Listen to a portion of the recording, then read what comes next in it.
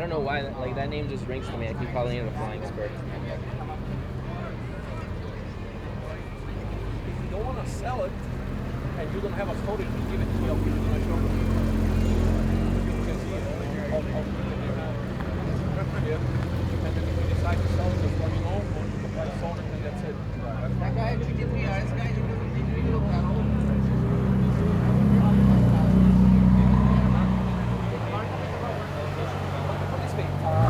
You're the only one that I know that bought it for MSRP. Whoever I know, it's okay, I'll tell you what happened. So the guy that actually gave me the allocation, I took care of his mother in the hospital. So that's a huge gesture.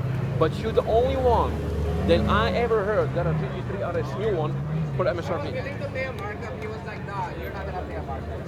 You know, a good deeds do go a long way. You know how that goes.